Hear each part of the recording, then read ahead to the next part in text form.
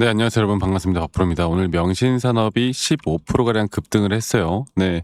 이게 지금 테슬라 실적 발표가 얼마 남지 않은 상황에서 또 실적에 대한 기대감, 또 그런 테슬라의 핵심 부품 공급사 아니겠습니까? 그리고 지금 이 섹터에 대한 강세가 계속되어 가는 만큼 지금 선반영되면서 약간의 주가 급등이 나오고 있는 건데, 과연 이 주가의 급등 앞으로 어디까지 올라갈 것인가? 그게 가장 중요한 핵심이고, 그리고 저한테 오늘 말씀들을 많이 하시더라고요. 그러면 내가 지금이라도 매수 진입을 해도 괜찮습니까?"라고 말씀하시는 분들도 많으신데, 여러분들 저는 지금은 이 여기 단계에서 뭐 신규로 매수한다 이거는 절대 안 됩니다. 하지만 그 기회는 또 있습니다. 그 기회가 왔을 때 우리가 잡는 거지 현재는 아니라는 거. 그러면 지금 일단은 우린 여기서 나오는 하나의 상승에 대한 파동 고점이 과연 어디서 어디까지 어떤 식으로 올라갈 것인가, 그걸 가장 중점적으로 봐야 되고, 오늘 그 부분들을 다시 한번 말씀을 드릴 거니까 영상 끝까지 꼭 시청하시길 바라겠고요. 그리고 구독과 좋아요 한 번씩만 눌러주시면 감사하겠습니다. 네, 구독, 좋아요 눌러주신 우리 시청자분들, 구독자분들 앞으로 더더더 좋은 일들 가득할 겁니다. 구독, 좋아요 한 번씩만 꼭 눌러주시길 바라겠고, 자, 그래서 일단 테슬라가 실적 발표를 앞두고 이 출하량에 대한 반등에 대한 기대, 또는 마진이 개선될 기대, 이 기대감 때문에 상승이 나오는 거고, 사실 이렇게 되면은 본주보다 부품주가 먼저 움직일 수밖에 없습니다. 그래서 명신산업 같은 경우는 항상 이런 실적 발표나 그런 대형 이슈가 있을 때마다 선행해서 반응하는 종목이거든요. 자, 그러면 모르시는 분들이 있을까 봐 한 번 더 설명해 드려보자면, 이 테슬라 차체에 대한 부품을 공급하는 게 명신산업이고, 이 글로벌 EV 부품사라고 보시면 될 것 같습니다. 그래서 테슬라가 잘 되면 명신산업도 잘 된다, 이렇게 보시면 되겠는데, 최근 테슬라 주가가 그래도 많이 상승을 해주고 있죠. 이 글로벌적인 리스크, 그러니까 테슬라의 주가에 영향을 좀 받다 보니까 이 전반적인 글로벌 시장의 영향을 자연스럽게 받을 수밖에 없거든. 그리고 이 글로벌 시장은 최근 이 전쟁에 대한 리스크, 또 우리가 이걸 생각 안 해볼 수가 없겠죠. 지금 2차 협상에 또 어떤 이야기가 나오고 종전이 될지 아니면 또 휴전이 연장될지, 이런 결과들에 따라서 시장이 좀 움직이고 있는 건데, 저는 뭐 이런 리스크가 있다 하더라도 시장은 더 이상 하락하지 않을 것 같아요. 물론 진짜 고점이 나오는 건 저는 오히려 종전을 선언하고 나서부터 어떻게 보면 재료 소멸에 따른 기대감이 사라질 때, 그때 시장은 단기적으로 상승을 한 번 더 나타냈다가 한 번 빠질 거라 보거든요. 우리가 그 타이밍에 저는 뭐 영신산업도 단기적인 고점이 나올 타이밍이라 보고 있습니다. 그리고 더 갈 수밖에 없는 건 결국에 이런 기대감 때문이고, 또 실적이 나오면 확증 상승에 대한 트리거로 저는 주가는 더 올라갈 거라 봐요. 그리고 테슬라도 이게 더 이상 EV 시장에 대한 둔화가 끝나고 다시 회복할 기대감들이 현재 나타나고 있는 상황이고, 그렇기 때문에 그 테슬라에 대한 반등이, 일반적으로 테슬라가 1% 반등 나오면요, 명신산업은 거의 5%에서 10% 정도 반등이 나옵니다. 네, 그래서 우리가 더 기대해 볼 수 있는 부분들, 앞으로 신차에 대한 부분들, 또는 AI 로봇 자율주행, 이쪽 섹터가 명신산업이 또 가지고 있는 섹터이기 때문에, 저는 여러분들 지금 뭐 이게 명신산업이 지금 여기서부터 주가가 막 이렇게 올라가고 전고점까지 뚫고 이런 흐름을 저는 보는 건 아니에요. 이것 또한 항상 이런 단기 이슈로 인한 하나의 파동이 끝난 뒤에 또 주가는 언제든 내려갈 수 있는 겁니다. 그만큼 단기적으로 접근을 해야 되는 종목이고, 이 단기적인 타점을 내가 어떻게 잡아 나갈까가 현재 구간에선 가장 중요한 부분이라는 걸 제가 한 번 더 이야기를 해드리고, 그러면 과연 중요한 건 타점이죠. 네, 내가 이 타점을 어떻게 잡아 나갈 것인가, 이게 가장 중요한 부분인데, 이 명신산업 같은 경우는 제가 저번에도 말씀을 드렸지만, 이렇게 상승세기로 이런 식으로 채널링을 형성해 나가다가 한번 여기 구간에서 저점이 약간의 그 쌍바닥을 그릴 때, 그리고 여기서 한번 쌍바닥을 그리면서 오히려 RSI가 올라오는 상승에 대한 다이버전스가 걸렸을 때, 이 자리는 우리가 충분히 매수할 만한 자리였다. 그래서 이렇게 어느 정도 상승세기를 그리다가 한 번 더 하락하는 경우가 있기 때문에 이거를 우리가 조심을 해야 되겠지만, 여기서 한 번 더 반등이 나오는 걸 보고 이제 이 라인이 깨지지 않으면 주가는 무조건 반등한다라고 제가 이야기 드렸던 부분들, 그리고 지금 주가 가격이 전고점인 12,740원을 내일 저는 무조건 뚫어줄 걸 봅니다. 네, 실적 발표 그 이후가 저는 더 중요하다고 봐요. 자, 그러면 이제 접근을 해야 되는 게 뭡니까? 바로 기술적으로 우리가 접근을 할 수밖에 없죠. 자, 기술적으로 접근할 수밖에 없고, 기술적으로 접근을 해 본다라고 했을 때 제가 말씀드리고 싶은 건, 이제 여기서 나오는 하나의 3파 고점 단계가 과연 어떤 식으로 진행이 되어 갈까가 가장 중요한 부분이고, 이 단기적인 상승이 나왔을 때 그리고 이 단기적인 고점에 대한 시그널이 나왔을 때 저는 이 시기가 아까 말씀드렸던 전반적으로 시장이 한 번 더 하락할 수 있는 시기라고 봐요. 그리고 나서 마지막으로 한 번 더 올라가는 그림까지 이게 뭐 단기적으로 접근하긴 하지만 이번에 나오는 상승은 이 섹터를 가지고 오고 있기 때문에 이 섹터에 대한 기대감만으로도 저는 충분히 올해 말까지 이런 단기적인 돈을 벌 수 있는 타점들은 분명히 나올 거라 봅니다. 그만큼 아까 제가 말씀드렸죠. 추가적인 매수 타점은 위험하다고. 왜?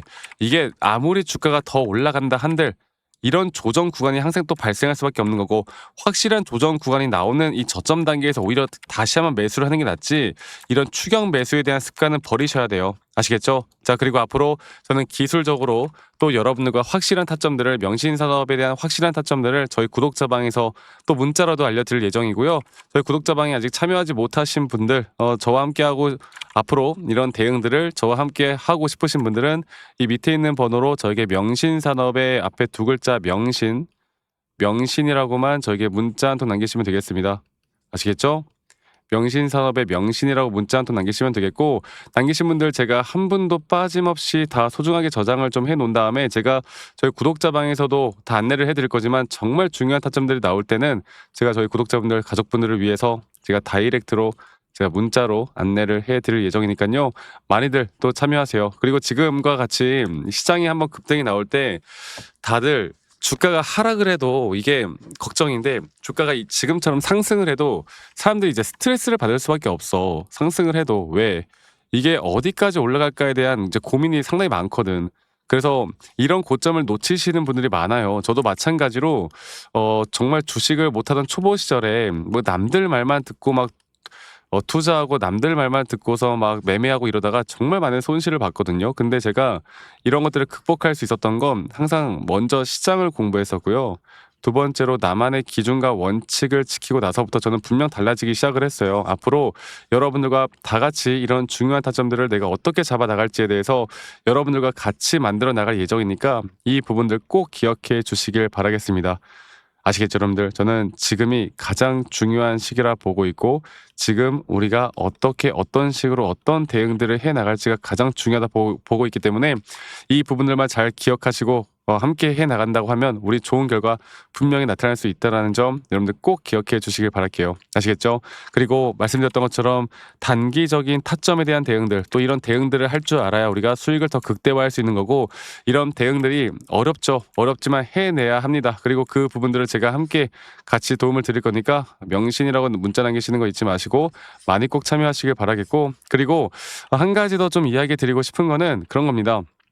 제가 여러분들에게 좀 이야기를 계속해 드리고 있는 게, 영상 말미에 이어서 영상 시청하시면 앞으로 더 뜰만한 섹터가 뭐가 있을지, 또 더 뜰만한 종목들이 뭐가 있을지에 대해서 제가 한 번 더 이야기를 해드릴까 해요. 여러분들 영상 끝까지 꼭 시청하시길 바라겠고, 지금부터가 저는 가장 중요하다고 생각하기 때문에, 지금부터 우리가 어떤 대처를 해야 될지가 가장 중요하다고 생각하기 때문에 이 부분들만 여러분들이 꼭 기억하시고 저와 함께 나가면 우리 좋은 결과 분명히 만들어낼 수 있을 겁니다. 아시겠죠, 여러분들?